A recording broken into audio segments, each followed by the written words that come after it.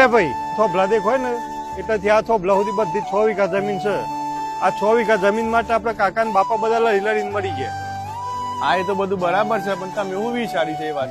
તો મેં એવું વિચાર્યું છે ને કે આ 6 વીઘા જમીન છે એમાંથી 2 વીઘા હું મારો નામે કરાવી દઉં અને બીજી 2 વીઘા તમારા નામે કરાવી દેવડાવું. વકીલ જોડે વાત થઈ ગઈ છે, તમે કાલ સવારે ઓફિસે જતા રહેજો. 2 વીઘા જમીન તમારા નામે કરાવું છું, બરોબર છે ને? તો ભાઈ આ જમીનમાં તો 2 જ ભાગ હતા ને? હા, કાકાનો ને બાપાનો જ. તો તમારા ભાગમાં 3 વીઘા જમીન આવે અને અમારા ભાગમાં 3 વીઘા જમીન આવે. તમે મને કીધું જમીન શા વધારા લો છો?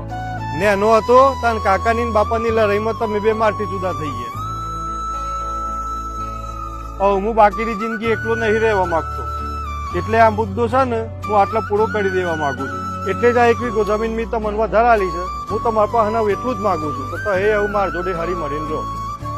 ભાઈ આ જમીન આજ સુધી કોઈ ખાઈ શક્યું નહીં, પણ આ જમીન આપણા બધાના સંબંધો ખાઈ ગઈ.